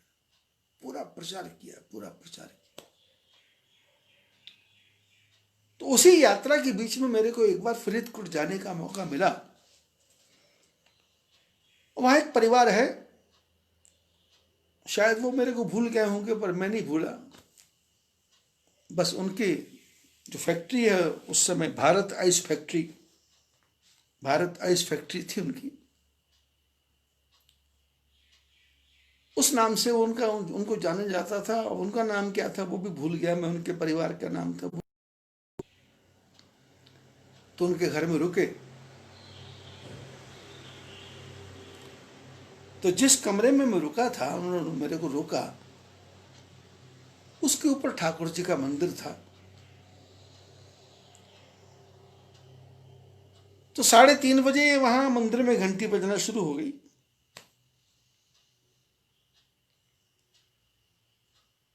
आधे घंटे बाद फिर घंटी बजी, आधे घंटे का फिर घंटी बजी, 7:30 बज गए। मैं नहा धो के वापस आया तो फिर 7:30 घंटी बज गई, 8 बजे घंटी बज गई। तो परिवार के जो मुखिया थे वो आए, बोले महाराज जी चाय नाश्ता ब्रेकफास्ट। मैंने कहा चलो। अब डाइनिंग टेबल पे बैठे, अच्छा मकान था, तो बात करते करते मैंने ऐसे ही पूछ लिया, मैंने कहा भाई ये मेरे कमरे के ऊपर आधे घंटे बाद घंटी बजती है, कोई अलार्म लगा रखा है क्या? तो जो घर के मुखिया थे उन्होंने कहा नहीं महाराज जी, आपके कमरे के ऊपर ठाकुर जी का मंदिर है। तो मैंने कहा आधे घंटे बाद घंटी क्यों बजती है? बोले हमारा पूरा ज्वाइंट परिवार है। तो प्रातःकाल 3:30 बजे हमारे दादाजी हैं, वो आधा घंटा पूजा करते हैं, फिर दादी आधा घंटा पूजा करती है, फिर माँ आधा घंटा पूजा करती है, फिर पिताजी आधा घंटा पूजा, फिर मैं और मेरी पत्नी आधा आधा घंटा पूजा करते हैं। अब हमारा पौत्र पूजा कर रहा होगा, और हमारे घर का नियम है कि जब तक हर आदमी ठाकुर जी के मंदिर में पूजा करके नहीं आएगा, उसको भोजन प्रसाद नहीं मिलेगा, उसको रोटी नहीं मिलेगी। अरे आधा घंटा भगवान के पास बैठ गया। मंत्र राज नित जपई तुम्हारा, पूजे ही तुम ही सहित परिवारा। एक परिवार मैंने देखा, और दूसरा परिवार सिलीगुड़ी में,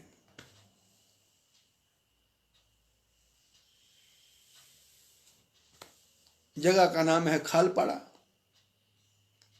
अग्रसेन महेश्वरी भवन के पास में गिन्नी बाबू की कोठी थी, जिसमें राम संकीर्तन मंडल मंदिर है। वहां बाबा हरे राम जी टिपड़ेवाल, हरे राम जी टिपड़ेवाल, मैंने जीवन में देखा कि पूजा ही तुम्हें ही सहित परिवार। किराए के मकान में रहते थे वो, ज्यादा बड़ा मकान नहीं था, 3-3 लड़कियां, 3-3 लड़के, परिवार लंबा चौड़ा। लेकिन जैसे उनके गुरुजी आ जाएं, पलंग उनके पास एक ही था, लंबा चौड़ा, और कमरा भी एक ही था, पर 10 आदमी का परिवार रहता था। पर तुम ते अधिक गुरु जी जानी, भगवान से बढ़ के गुरु की पूजा करना शुरू कर देते थे। संत घर में आ जाए, ब्राह्मण घर में आ जाए, पंडित घर में आ जाए, 24 घंटे भोजन तैयार रहता था। चाय के समय चाय, पानी के समय पानी, दूध के समय दूध। घर में स्वयं कुछ हो ना हो, पर घर आए मेहमान की सेवा से ना तुम इनकार करो। और गुरु की सेवा करने के बाद में सुनाना नहीं कि मैंने सेवा की है। दादा जा रहा है तो पोते का हाथ पकड़ के मंदिर जा रहा है, पिता जा रहा है तो बेटे के साथ जा रहा है, पत्नी जा रही है तो बेटी के साथ जा रही है। मंत्र राजनित जपे तुम्हारा, पूजा ही तुम्हें सहित परिवारा, और तर्पण होम करे ही विधि नाना। आप गृहस्थी हैं, आपको तर्पण करना पड़ेगा। और इनके पास जाओगे, ये जो बिना गुरु के लोग हैं, ये क्या बोलेंगे? तर्पण नहीं करना, होम नहीं करना, श्राद्ध नहीं करना। ये गायत्री परिवार है, हर की पौड़ी पे नहीं जाना, हमारे पास ही आ जाओ। और हमारे सनातन धर्म के लोग पागल उपजा रहे हो, उन्हीं के पीछे पड़े हुए हैं। अरे तुम्हारी संस्कृत क्या बेड़ा गर्क कर रहे, तुम भेड़ की बकरी क्यों बन रहे हो? तुम सिंह बनो, सिंह। तुम सो गए हो। महात्मा लोग कथा सुनाते हैं ना,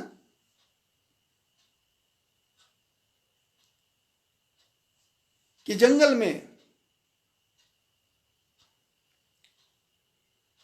शेरनी के बच्चा पैदा हुआ, पैदा होते बच्चा मर गया, शेरनी मर गई।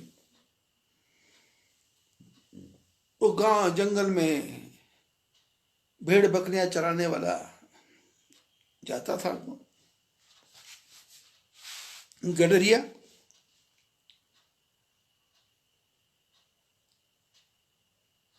अब शेर के बच्चे को भूख लगी तो उसने बकरी को ही अपनी मां समझ लिया, उसी का दूध पीने लग गया।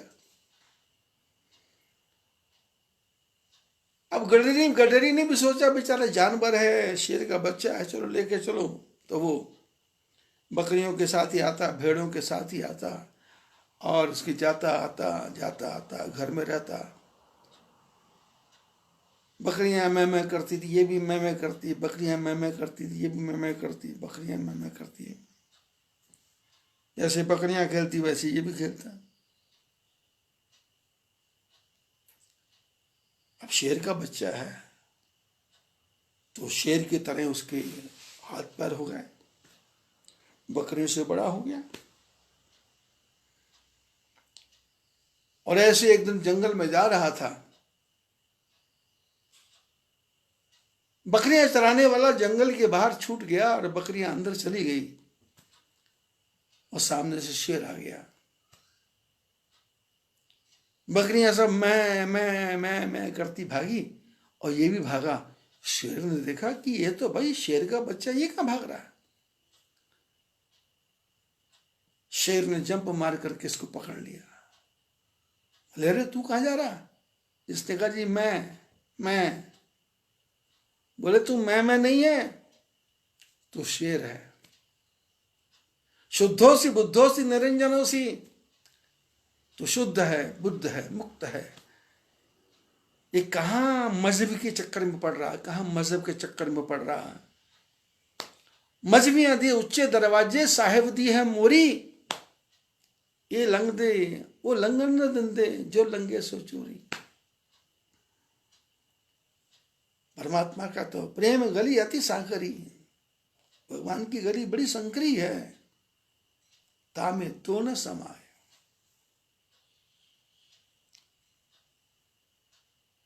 प्रेम की गली बहुत संकरी है, प्रेम की गली में जाना बड़ा मुश्किल है, भगवान को पाना बहुत मुश्किल है।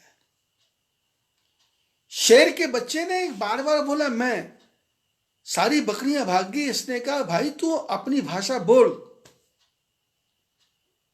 तो जब शेर ने उसको समझाया तो उसके अंदर का सिंह जागा। तो उसने शेर ने दहाड़ लगाई, बोले ऐसे बोल। तो उसने जब लगाई तो वो गडरिया भी भाग गया और बकरियां भी भाग गई। ऐसे ही गायत्री परिवार में जाने वाले सनातन धर्म के लोगों सावधान, आगे जाके तुम भी राधा स्वामी निरंकारी बन जाओगे। क्योंकि श्री राम शर्मा का कोई गुरु नहीं था, आसाराम बापू का कोई गुरु नहीं था। ये सब निगुरे हैं, निगुरे। गुरु मंत्र सन्यासी से लेना है, मंत्र राजनित जपे तुम्हारा, पूजे ही तुम्हें सहित परिवारा। इन पाखंडियों के पास जाओगे तो ये तुमको बोलेंगे तर्पण नहीं करना, श्राद्ध नहीं करना, भगवान की फोटो उठा के बाहर रख दो, हमारे दादाजी की फोटो लगा लो, हमारे परदादा जी की फोटो लगा लो, हमारे गुरु महाराज की फोटो लगा लो। अरे इनको भी क्यों लगाओ, आग में फूको, इसको आग लगाओ। इकाई को रखा राम जी के साथ में फोटो। ध्यान रखना, भगवान को छोड़ करके पथ को भ्रष्ट हो जाओगे, भी सहायता नहीं करेंगे, भगवान सहायता नहीं करेंगे। और ठाकुर जी का रास्ता पकड़ोगे तो तुम्हारे को कोई गिरा नहीं सकता, तुम्हारे को कोई झुका नहीं सकता, तुम्हारे को कोई डावाडोल नहीं कर सकता। गृहस्थी है, भगवान की पूजा करनी है, तर्पण होम करहि विधि नाना। तर्पण भी करना है और पंच अग्नि यज्ञ भी करना है, होम भी करना है, और ब्राह्मणों को भोजन करा करके उनको दान भी करना है। विप्र जीवाई देहि बहुदाना, ब्राह्मणों को भोजन भी करवाना है और उनको दान भी करना है। अब दान करके एहसान नहीं करना है, प्रार्थना करना है। एक वो कोई माता जी थी ना, कोई सत्संग सुनने गई, पंडित जी बड़ी अच्छी कथा करते थे। गर्मी का मौसम था और दान पुण्य की बात आई तो पंडित जी ने कथा सुनाई कि यदि तुम्हारे घर में कोई अच्छा काम हो जाए और भगवान की कृपा से आपने कहा हो कि मेरा ये काम हो जाए तो मैं ऐसा करूंगा, ऐसा करूंगा, ऐसा करूंगा, तो सबसे बढ़िया काम है ब्राह्मणों को भोजन कराना। अब गर्मी का मौसम था तो पंडित जी ने कहा कि ब्राह्मणों को बुलाना है तो फिर ब्राह्मणों को भोजन कैसे कराना है। गर्मी का मौसम था तो कथा सुना रहे थे, बोले ठंडी ठंडी पूड़ी होनी चाहिए और ठंडी ठंडी खीर होनी चाहिए और ठंडे ठंडे दही बड़े होने चाहिए और ठंडा ही पानी होना चाहिए। चलेगा, हलवा भी ठंडा हो तो बहुत अच्छा होता है। और घर को पूरे को ठंडे पानी से साफ करना चाहिए, पंखा भी चलना चाहिए, कूलर हो तो कूलर चलना चाहिए। और हो सके तो ब्राह्मण को कपड़ा भी दान करे, टोपी भी दान करे, जूता भी दान करे, छाता भी दान करे। और ऐसा करते करते पंडित जी बोलते जा रहे थे और सब कुछ करने के बाद में ब्राह्मण को दक्षिणा भी दे। तो एक माता जी, बूढ़ी माता बैठी कथा सुन रही थी और सुनते सुनते उसका ध्यान इतना लगा कि उसका बेटा अमेरिका गया हुआ था, 40 साल से नहीं आया था। तो इसने वहीं बैठे बैठे भगवान से प्रार्थना की कि यदि प्रभु मेरा बेटा एक बार आ जाए मेरे मरने से पहले तो मैं कम से कम 100 ब्राह्मणों को भोजन कराऊंगी, 100 ब्राह्मणों को भोजन। और ठाकुर जी की कृपा हुई तो जनवरी के महीने में बेटा आ गया। अब बेटा आ गया तो माँ खुश तो इसने 100 ब्राह्मणों को निमंत्रण दे दिया। और कथा ध्यान में थी कि ठंडी पूरी होनी चाहिए, ठंडी खीर होनी चाहिए, ठंडा पानी होना चाहिए। और इस माता जी ने 100 ब्राह्मणों को निमंत्रण दिया। निमंत्रण दे करके हाथ जोड़ के बोले, महाराज मेरे घर पधारो, 500 रुपया दूंगी, मैं धोती भी दूंगी। अब गर्मी में कथा सुने तो पंडित जी ने कहा था कि जो पंडित आएंगे वो एक धोती पहन के आएंगे। जिसने कहा कि आप एक ही धोती पहन के आना, एक ही धोती पहन के आना, जनवरी का महीना। अब पंडितों ने सोचा 500 रुपये मिलेगा, कपड़ा मिलेगा तो आधे घंटे में काम निपट जाएगा, तो क्या क्या बिगड़ना। चलो, अब माता जी ने तो बड़ा हाल जो था वो कूलर के वो क्या बोलते हैं, फ्रिज के पानी से, ठंडे पानी से पूरा कमरा ठंडा कर दिया, ऊपर से पंखे ऑन कर दिए। अब पंडित आते जा रहे हैं, ये बैठाती जा रही है, पंडित आते जा रहे हैं, बैठाती जा रही है। और पंडित सोचते हैं कि भाई भोजन आएगा, तो ये बोलती है मंत्र तो पढ़ो, आप कुछ मंत्र तो पढ़ो, मंत्र तो पढ़ो। पर सर्दी के मारे मंत्र क्या, दांत खटखटा रहे हैं। और पंडित जी जैसे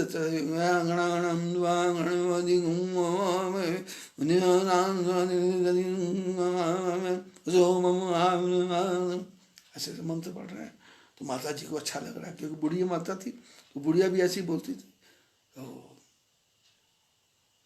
अब इसने पत्तियां लगाई तो पतले भी पानी से धुली हुई, पंखे चल रहे हैं। हिम्मत नहीं हो रही किसी की, बोले माता जी पंखा बंद कर दो, हिम्मत नहीं हो रही। 500 का चक्कर था, धोती का चक्कर था, घरवाली के लिए साड़ी मिलने वाली थी। अब भोजन आया तो ठंडी पूड़ी, ठंडी खीर, ठंडी सब्जी, ठंडे बड़े और ठंडा ठंडा पानी फ्रिज का, और बर्फ और ऊपर पड़ी। माता जी ने कहा भोग लगाओ। पंडित जी तो उतावले थे, भोग क्या लगाना। फटाफट फटाफट फटाफट भोजन किया, फटाफट भोजन किया। पैसे वैसे मिले और धोती वोती मिली, हाथ पैर कांप रहे हैं, शरीर कांप रहा है। और सुनाई थी, उसमें कहा था कि यदि भोजन पंडितों को करवाना घर में बुला के, तो अंत में ब्राह्मणों को हाथ जोड़ के क्षमा मांग लेना कि ब्राह्मण देवताओं, यदि मेरे से कोई गलती हो गई हो, कमी रह गई हो, तो आप मेरे को क्षमा करना। तो पंडित लोग जल्दी में थे, जानने के बोले रुको रुको रुको रुको रुको, सबको रोका, सब इकट्ठे होकर बोले शायद कुछ और देने वाली होगी। तो इसने हाथ जोड़ के कहा, ब्राह्मण देवता आपने बड़ी कृपा की, मेरी इच्छा ठाकुर जी ने पूरी की। यदि मेरे से सेवा करने में कोई कमी रह गई हो तो आप मेरे को क्षमा करना। पंडितों ने मन ही मन कहा, माता जी तुमने तो हमारे को मारने में कोई कसर नहीं छोड़ी थी, ये तो हमारी घरवालियों की किस्मत अच्छी थी, हम जिंदा बच गए। अब ऐसा नहीं कि सर्दी के मौसम में पंडित जी को ठंडी खीर खिलाओ, गर्मी में के मौसम में ठंडी खीर होती है और सर्दी के मौसम में गरम गरम केसर वाली खीर होनी चाहिए। यदि आप गृहस्थी हैं तो आपको तर्पण करना जरूरी है, अपने पितरों को याद करना जरूरी है। यदि आपको किसी ने यह भ्रम डाल दिया कि आप गया में श्राद्ध करके आए हो, अब आपको श्राद्ध नहीं करना है, तो फिर आपको मूर्ख बनाया गया है। क्योंकि गया में ऐसा कुछ लिखा नहीं है। श्राद्ध तो श्रद्धा का नाम है। श्राद्ध हम अपने पितरों के लिए करते हैं और पितरों को हम तब तक याद करेंगे जब तक हम जिंदा रहेंगे, क्योंकि उनका डीएनए हमारे में है, उनका जीन हमारे में है, उनकी शरीर आत्मा का अंश हमारे अंदर है। श्राद्ध श्रद्धा का नाम है। ये तो लूटमार सेंटर हैं। त्र्यंबकेश्वर हो गया, गया हो गया, लूटमार सेंटर है। आप त्र्यंबकेश्वर जाएंगे, आपको काल सर्प योग का बता ही देंगे आपको, और आपसे 50-60 हजार रुपये का चूना लगा देंगे। और गया जाएंगे तो 2 लाख से तो तुम्हारा छुटकारा होने वाला नहीं है। पर किसी शास्त्र में लिखा नहीं है कि गया के बाद कहीं श्राद्ध नहीं करना। जब तक आप जीवित हैं तब तक आपको श्राद्ध करना पड़ेगा। तर्पण होम करहि विधि नाना, और अनेकों प्रकार से करें। कभी महामृत्युंजय का जप कर ले, कभी गायत्री मंत्र का जप कर ले, कभी राहु की पूजा कर ले, कभी केतु की पूजा कर ले। डर के मारे नहीं करना है, शनि से डर के मारे नहीं करना है। पर यह नहीं कि पत्थर पे जाकर तेल चढ़ाते जाओ, कुछ नहीं मिलने वाला। वही तेल बाजार में आके बिक रहा है।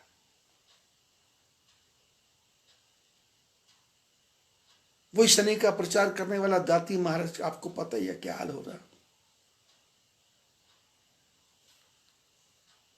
श्रद्धा के साथ में तर्पण होम करहि विधि नाना, विप्र जीवाई देहि बहुदाना, और तुम ते अधिक गुरहि जिए जानी। प्रभु राम जी भगवान से बढ़कर के जो अपने गुरु का सम्मान करता है, सकल भाई सेवे ही सन्मानी। गुरु महाराज की हर प्रकार से सेवा करता है, सम्मान करता है। क्यों करता है? क्योंकि उन्होंने मंत्र राज दिया, गुरु मंत्र दिया, भगवान की तरफ जाने का इशारा बताया, भगवान की तरफ जाने का टारगेट बताया, भगवान की तरफ जाने का लक्ष्य बताया, और आपको भगवान की तरफ जाने के लिए शिक्षा दी। इसलिए उनका सब प्रकार से सेवा करे और सम्मान करे। और गुरु महाराज खुश हो जाए तो क्या करें? तो तर्पण का, होम का, दान का, दक्षिणा का, सब कुछ जो किया ना, तो गुरु महाराज बोले क्या फल चाहिए? तो बोले सब कर मांगे ही एक फल, राम चरण रति हो। ये सारे कर्मों का वो एक ही फल मांगे, एक ही फल मांगे कि मेरा राम के चरणों में ध्यान लगे, मेरा राम के चरणों में ध्यान लगे। मन मंदिर तिनके मन मंदिर बसहु, सिय रघुनंदन दो। प्रभु सीताराम जी आप उसके हृदय में निवास करो। ये सब भगवान के मंदिर हैं। आडंबर की तरफ भागना नहीं, दिखावे की तरफ भागना नहीं, लाखों की भीड़ जारी चल पड़े, नहीं नहीं, एक ही जगह बैठ जाओ, गुरु मंत्र जप करो, वही फल मिल जाएगा। शोबाजी के पीछे जाना नहीं। कोई छोटे से छोटा पंडित भी भागवत की कथा करता है, वहां बैठ के सुनो। ये तबला बाजे के पीछे मत भागो, ये मृदंग बजती इसके पीछे मत भागो। कोई बेचारा छोटा सा विद्वान ब्राह्मण है, वो भी चरण राम तीर्थ जिनके श्रवण समुद्र समाना, कथा तुम्हारी शरद वर्णाना। आज की कथा इतनी, बाकी जो घर हैं उसके बारे में कल चर्चा करेंगे। बोलो बद्री विशाल भगवान की जय।